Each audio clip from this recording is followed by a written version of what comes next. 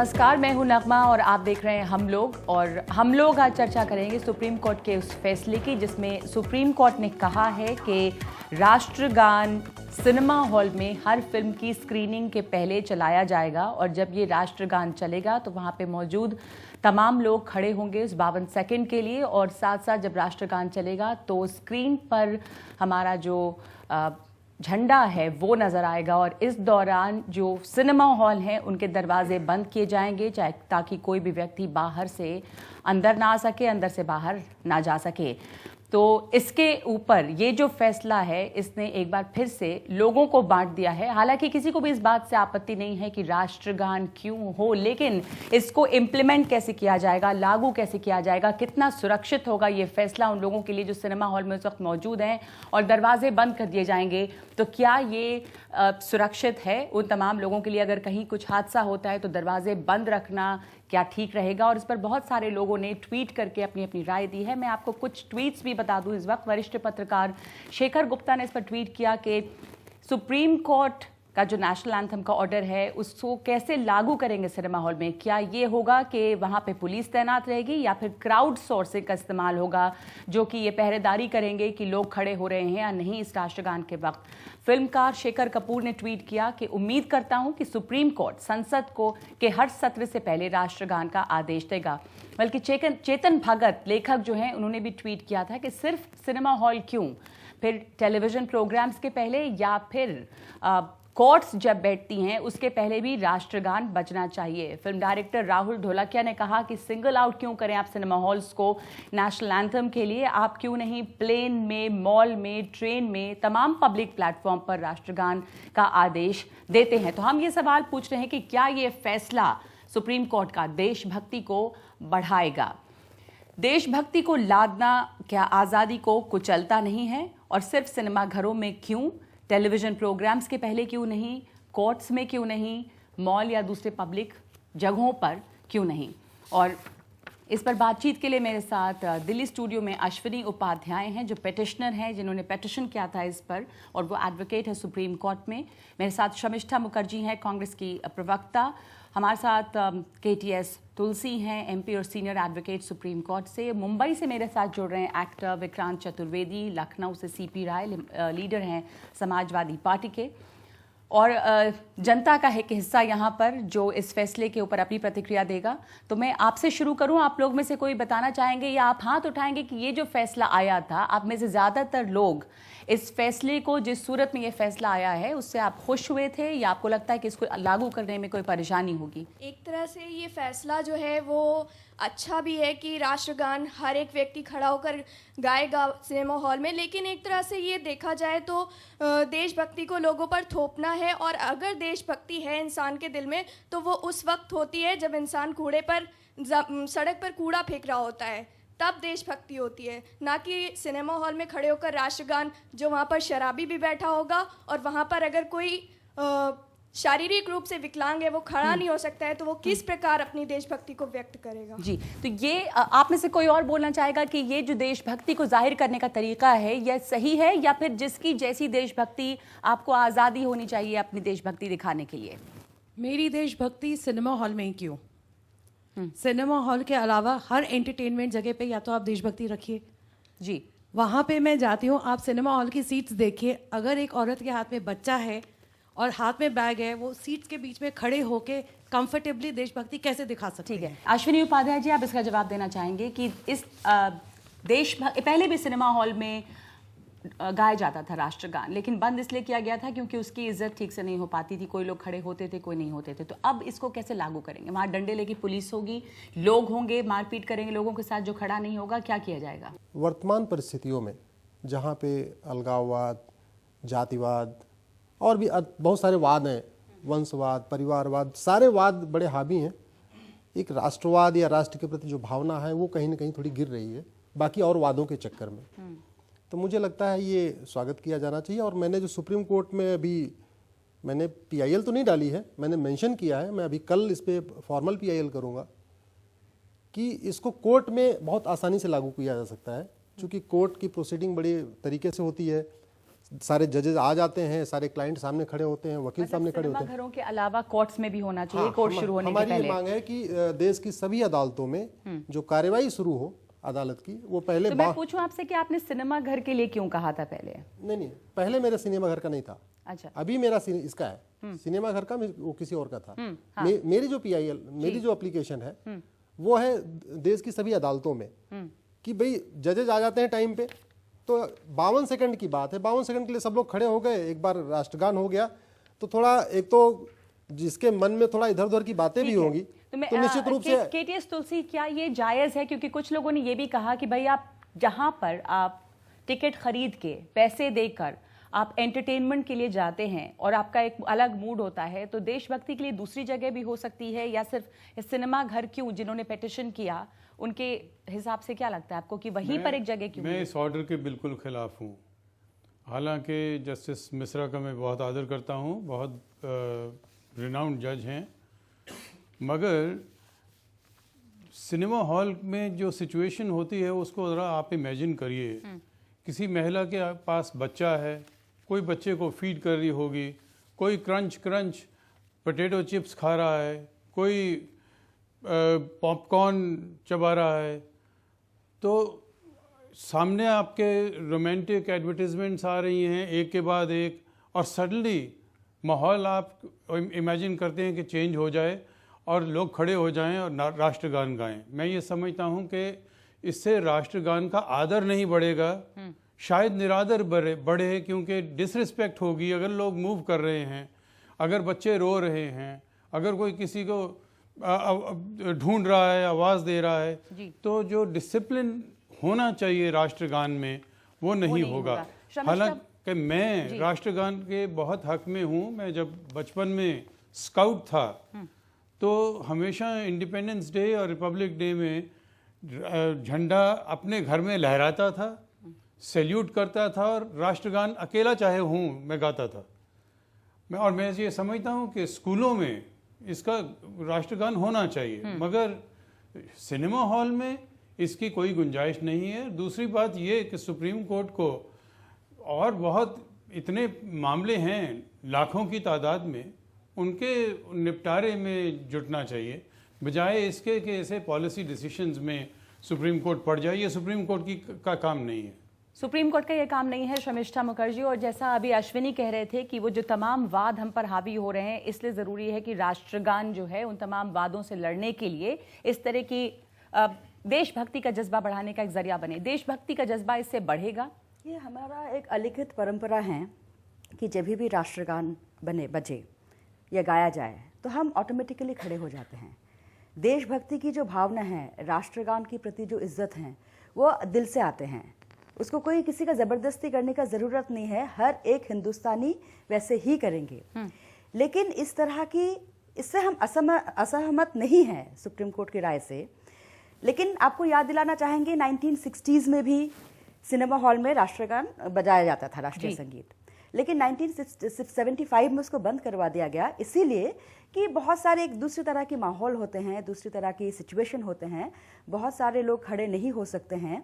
अभी भी इस फैसले से एक डर हमारा है कि ये उग्र राष्ट्रवाद को बढ़ावा ना दे, विजिलेंटिज्म को बढ़ावा ना दे। क्योंकि अभी हमें पता चला कि गोवा में, जैसे अक्टूबर में गोवा में एक पैरालिटिक व्यक्ति पर, सलिल चतुर्वेदी जी का ऊपर हमला किया गया। तो इस तरह की घटना ना घटे, ये बहुत ही जरूरी है। और बहुत किसी का ये उग्र राष्ट्रवाद, हाइपर नेशनलिज्म, इस बात से हम सहमत बिल्कुल नहीं है कि इस तरह की जबरदस्ती लोगों का ऊपर राष्ट्रगान से आप खड़े हो जाए, वो तो लोग ऑटोमेटिकली खड़े हो जाते हैं। विक्रांत चतुर्वेदी हमारे साथ मुंबई से जुड़ रहे हैं और सीपी राय हैं हमारे साथ लखनऊ से। विक्रांत, मैं आपसे पूछूंगी पहले, सिनेमा हॉल सही जगह है राष्ट्रगान के लिए? और हमने सलिल चतुर्वेदी का मामला आपने भी सुना, पढ़ा होगा कि सिनेमा हॉल में वो गए, पैरालिटिक हैं, खड़े नहीं हो पाए। तो ये जो विजिलेंटिज्म की बात है, लोग उग्र राष्ट्रवाद का रूप धारण कर लेते हैं, तो लोगों ने उनके साथ जबरदस्ती की कि वो खड़े क्यों नहीं हो रहे हैं, उनके मारपीट की उनके साथ। तो यही नज़ारा क्या देखने को मिलेगा? क्योंकि आप एनफोर्स कैसे करेंगे कि सिनेमा हॉल में सब खड़े हो रहे हैं? दरवाजे तो आपने बंद कर दिए, फिर भी कोई खड़ा नहीं हुआ। तो मैं आपको बताना चाहूंगा कि पिछले ऑलमोस्ट 10-12 साल से ये नियम बॉम्बे में तो है ही, हम लोग के साथ तो ये नियम है, तो मेरे लिए तो ये कोई बड़ा पॉइंट ऑफ डिस्कशन ही नहीं है। हमारे यहाँ बॉम्बे में आप जब भी जाते हैं सिनेमा हॉल के अंदर, क्या आप लोग सब खड़े होते हैं? लोग खड़े होते हैं वहां पे? सारे लोग खड़े होते हैं। हमेशा नेशनल एंथम बजता है, उसके पहले एक स्क्रोल आता है, please rise for the national anthem. सब लोग खड़े होते हैं। और मुझे तो बहुत, जो आप लोग डिस्कशन करें, बड़ा ह्यूमरस लग रहा है। कोई एक्स्ट्रा नेशनलिज्म वाला वैसी घटनाएं नहीं होती। हर कोई ऑटोमेटिकली खड़ा हो जाता है। आप लोगों को डर लग रहा है कि दरवाजे बंद हो जाएंगे तो कोई फायर हैजर्ड हो जाए, सब ऐसा कुछ नहीं होता। दरवाजे बंद नहीं होते और लोग आउट ऑफ रिस्पेक्ट अगर स्टेप्स पे होते हैं तो स्टेप्स पे खड़े रहते हैं। और अगर कोई ओल्ड हैं या कोई बच्चे हैं, वो इधर उधर मतलब थोड़ा बहुत जहां अपनी कन्वीनियंस से खड़े होते हैं, कोई किसी से कुछ नहीं कहता। विक्रांत, एक मिनट आपको टोक रही हूं बीच में कि सिनेमा हॉल ही क्यों चुने? जैसा किसी ने ट्वीट किया कि फिर आप टेलीविजन के तमाम प्रोग्राम के पहले भी करें, आप कोर्ट्स में करें, पब्लिक प्लेसेस मॉल्स में करें, तो सिनेमा हॉल को सिर्फ सिंगल आउट करने का क्या मतलब है? लोग पैसे देके एक एंटरटेनमेंट के लिए जाते हैं, देशभक्ति वहीं क्यों एनफोर्स करनी है? हम प्लेस देखने जाते हैं, वहां नहीं होता। रॉक कॉन्सर्ट में नहीं होता। स्पोर्ट्स इवेंट्स में नहीं होता। अगर आपको एक ऐसी जगह करना है जहां ज्यादा लोग असेंबल हैं एक साथ, तो आप क्रिकेट मैचेस हैं, आईपीएल हैं, इन सब में तो कहीं ज्यादा लोग असेंबल होते हैं। उनके पहले क्यों नहीं होता? या कोई रिलीजियस इंस्टीट्यूशंस हैं भाई, जितने जामा मस्जिद की नमाज में से जुमे के दिन असेंबल होते हैं, या हनुमान मंदिर में ट्यूसडेज या सैटरडेज को असेंबल होते हैं, या चर्च में मास में संडे मास में असेंबल होते हैं, तो कहीं ज्यादा लोग होते हैं ना। तो अगर आपको एनफोर्स करना है तो ऐसी जगह आप टारगेट करिए जहां ज्यादा लोग आते हैं। मल्टीप्लेक्सेस में तो कितने, कहीं किसी शो में 20 लोग हैं, कहीं 25 लोग हैं, वही होते। तो मैं तो खुद नहीं जानना चाह रहा हूं कि इस सिर्फ सिनेमा हॉल्स को क्यों टारगेट किया गया है। I am completely in favour of it. इसमें कोई प्रॉब्लम नहीं है। और मैं आप लोगों को बता दूं, मैं बॉम्बे से हूं, ये नियम यहाँ बहुत दिन से चलता है। बॉम्बे में तो हर कोई खड़ा होता है, जो हाँ। बीमार होता है या डिसेबल होता है, वो सिर्फ अपना हाथ उठा देता है, which is a sign of respect, और सब मानते हैं। हम लोग बहुत फिल्म्स देखते हैं, कहीं कोई घटना नहीं होती। इनफैक्ट लोग बाहर वेट कर लेते हैं, कहते हैं अच्छा नेशनल एंथम हो रहा है, अभी अंदर नहीं जाएंगे। बहुत पीसफुली, बड़े आराम से होता है। आप किसी भी मुंबईकर से पूछ लीजिए, कोई प्रॉब्लम नहीं होती। मुंबई में तो ये लागू कर दिया गया केटीएस तुलसी। मैं सीपी राय के पास जाऊंगी क्विक रिएक्शन के लिए। सीपी राय, इस फैसले पर आपकी प्रतिक्रिया क्या है? अब देशभक्ति को बढ़ाएगा ये फैसला, या देशभक्ति को जबरदस्ती लादने से आपकी जो आजादी होती है, पर्सनल फ्रीडम, वो दबती है, तो लोगों में एक रिएक्शन पैदा करेगा? नगमा, मुझे तो आश्चर्य हो रहा है कि देशभक्ति पर, राष्ट्रगान पर चर्चा कर रहे हैं हम आज इतने वर्षों के बाद इस टीवी स्टूडियो में बैठ करके, और अदालतों को आदेश देना पड़ रहा है। इस देश के देशभक्ति की परीक्षा करने की किसी को आवश्यकता क्या है? इस देश ने अपनी राष्ट्रभक्ति का परिचय हमेशा दिया है। 62 के युद्ध में, यहाँ जो पुराने लोग बैठे होंगे वो जानते हो, केटी तुलसी शायद बहुत पुराने हैं, महिलाओं ने अपने जेवर उतार के रख दिए थे और रास्ते चलते हुए लोगों ने आरती उतारी थी। लेटेस्ट 71 का वार या उसके बाद जो फौजें निकलती थी, तो तमाम लोग उनकी आरती उतारने, खाना पहुंचाने जाते थे। जब भी कोई देश का सवाल आया है, राष्ट्र का सचमुच सवाल आया है, ये पूरा देश एक साथ खड़ा हो गया है। वही मैं पूछ रही हूँ कि क्या राष्ट्रगान को सिनेमा हॉल में सिनेमा के पहले लागू करना ये क्या करेगा? देशभक्ति बढ़ाएगा क्या? केवल सिनेमा हॉल ही क्यों, पूरे हिंदुस्तान में क्यों? या तो अदालत को आदेश करना था तो पूरे हिंदुस्तान में एक आदेश कर देते कि जैसे कभी कभी करते हैं आप, इतने बज के इतने मिनट पर हाथ में मौन रहेगा महात्मा गांधी के लिए, तो पूरे देश में एक आदेश कर दिए कि हर आदमी रोजाना एक बार नेशनल एंथम गाएगा। ये कुछ आदेश केटी तुलसी साहब ने बहुत अच्छी बात कही कि बहुत सारे काम है करने के लिए, इन चीजों पर पढ़ने की अदालतों को आवश्यकता नहीं है, या करें तो इतना व्यापक फैसला होना चाहिए था कि उस पर आज हम चर्चा नहीं कर रहे होते। एमआईएम के एमएलए हमारे साथ जुड़ रहे हैं, इम्तियाज जलील, आपकी क्या प्रतिक्रिया है? इम्तियाज, जिस तरह सुप्रीम कोर्ट के पास इतने सारे केसेस हैं अभी सॉल्व करने के लिए, फिर ये इस तरह का लोगों की लाइफ में दखल देना एक तरह से कि सिनेमा हॉल में जाएं तो टिकट खरीद के जो सिनेमा देखने जा रहे हैं वो पहले राष्ट्रगान के लिए खड़े हो जाएं। हाँ, पता है कि बॉम्बे में होता है, महाराष्ट्र में होता है ये, पर क्या ये पूरे लोगों पर लागू करने से इसका मकसद क्या है? क्यों सिनेमा हॉल्स? मुझे तो ऐसा लगता है कि सुप्रीम कोर्ट ने जो फैसला सुनाया है वो सिर्फ आधा ही फैसला सुनाया है, आधा फैसला शायद आना बाकी है। सुप्रीम कोर्ट का ये कहना है कि अगर फिल्म में जा रहे हैं तो फिल्म शुरू होने से पहले आपको खड़े रहना होगा, तभी जाकर आपकी देशभक्ति का आप बढ़ावा देंगे, देशभक्ति को बढ़ावा देंगे। अब सवाल ये है कि मैं ऐसे कई हजारों और लाखों लोगों को जानता हूं जो फिल्म देखते ही नहीं है, इसीलिए सुप्रीम कोर्ट ने अब ये फैसला भी कर लेना चाहिए कि 1 साल के अंदर हर इंसान को कम से कम 12 फिल्में, महीने में 1 फिल्म जाकर देखना ही पड़ेगा। अगर पैसे नहीं है तो सरकार उसका पैसा देगी, लेकिन देखना ही पड़ेगा, क्योंकि ये देशभक्ति का मामला है। जो लोग फिल्म नहीं देख रहे हैं, मेरी जो चिंता उनके बारे में है कि उनकी देशभक्ति के बारे में क्या करेगी सुप्रीम कोर्ट। तो जो लोग नहीं जा रहे हैं फिल्म, देखिए एक बड़ी अजीब सा फैसला है, लेकिन हिंदुस्तान के अंदर अब ऐसा है कि अगर सुप्रीम कोर्ट ने कह दिया है तो आप उसकी आलोचना तो कर नहीं सकते हैं। लेकिन देखिए, जब ये डेमोक्रेटिक कंट्री बनी थी तो जनता राजा थी और जो सरकारें थी और बाकी दूसरे जो इंस्टीट्यूशंस थे वो सेवक थे।